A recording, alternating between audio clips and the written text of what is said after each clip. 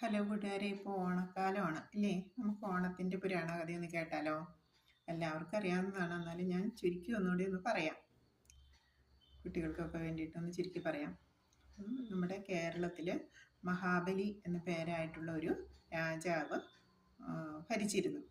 ആ മഹാബലി ചക്രവർത്തിയുടെ ഭരണത്തിന് കീഴിൽ പ്രജകളെല്ലാം അല്ലെങ്കിൽ ജനങ്ങളെല്ലാം വളരെ സന്തോഷകരമായിട്ടാണ്, വളരെ ക്ഷേമത്തിലും ഐശ്വര്യത്തിലും പുരോഗതിയിലും ഒക്കെയാണ് കഴിഞ്ഞു വന്നിരുന്നത്.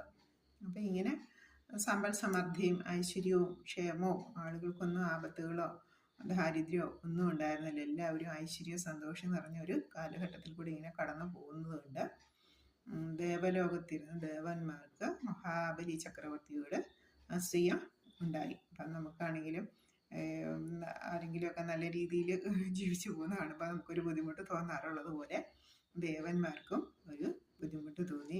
ഈ അസുര ചക്രവർത്തിയെ ഇങ്ങനെ പോയി കഴിഞ്ഞാൽ സ്വർഗലോകവും ഭൂമിയിലെ ജീവിതവും തമ്മിൽ വലിയ വ്യത്യാസമൊന്നുമില്ല. സ്വർഗത്തിൽ നല്ല സന്തോഷ സുഖമാണ്, അത് നമ്മൾ ഒരു ധാരണയുണ്ട്. അപ്പം ഭൂമിയിലും അതുപോലെ തന്നെ ആയിക്കഴിഞ്ഞാൽ താമസിയാതെ മഹാബലി ചക്രവർത്തി ദേവലോകത്തിൻ്റെ അധിപൻ കൂടി ആയി മാറും എന്നൊരു വിശ്വാസം അല്ലെങ്കിൽ എന്നൊരു സൂചന ദേവന്മാർക്കിടയിൽ ഉണ്ടാവുകയും അങ്ങനെ ദേവന്മാരെല്ലാം കൂടി ആലോചിച്ച് മഹാവിഷ്ണു എന്ന് പറയുന്ന ദേവനെ ഭൂമിയിലേക്ക് അയക്കുകയും ഉണ്ടായി. അത് മഹാബലി തമ്പുരാൻ്റെ ഭരണം എങ്ങനെയെങ്കിലും ഭൂമിയിൽ അവസാനിപ്പിച്ച് തരണം എന്നൊരു തീരുമാനം എടുത്ത് മഹാവിഷ്ണുവിനെ ഭൂമിയിലേക്ക് വിട്ടു.